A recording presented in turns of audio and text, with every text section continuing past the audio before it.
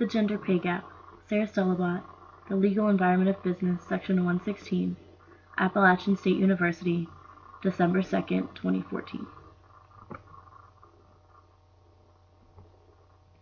When women joined the workforce in the 1950s, their pay was less than men's because they had never worked outside of the home. Women were thought to be less capable than men in the same job field. Here we are 64 years later in 2014, and women still make, on average, 19 to 23% less than their male counterparts in the same job.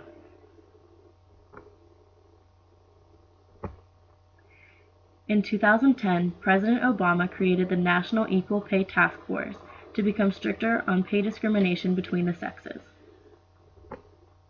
This task force includes the U.S. Equal Opportunity Employment Commission, the Department of Justice, the Department of Labor, and the Office of Personnel Management.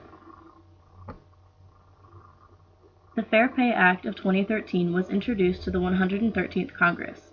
It would have amended the Fair Labor Standards Act of 1938, which would have prohibited the discrimination in the payment of wages based on sex, race, and origin.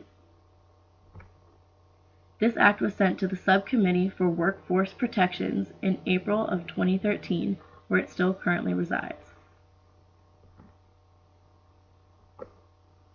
Over half of America's workforce is women. In more and more families, women are the breadwinners of the family. Families depend on the female earnings to support that family, yet women are making less than men in the same jobs. Not only is this hurting our families, it is hurting our economy.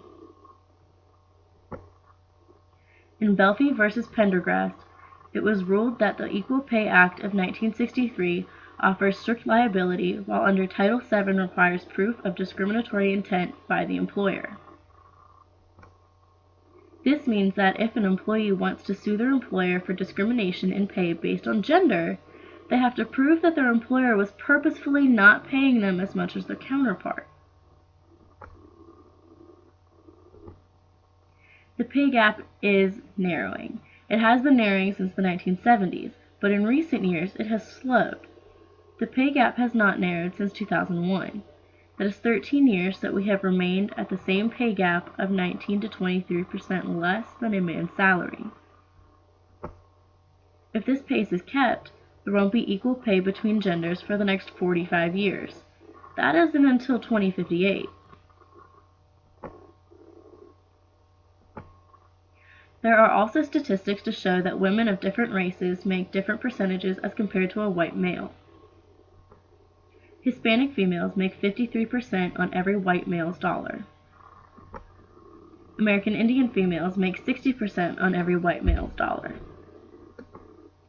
African American females make 64% on every white male's dollar. Pacific Islander females make 66% on every white male's dollar. White females make 78% on every white male's dollar. Asian American females make 87% on every white male's dollar.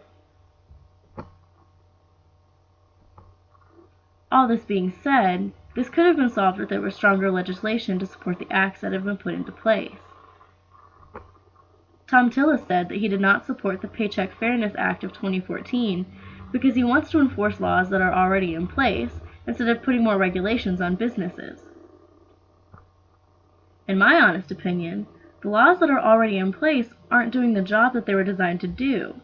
I do believe that enforcing those laws are important, but I also believe that creating regulations that hold businesses accountable for the discriminatory pay would be more effective. It is becoming more and more prevalent that women are the breadwinners of their households. Women are earning degrees faster than men and can do the exact same work as men, yet the gender wage gap still exists.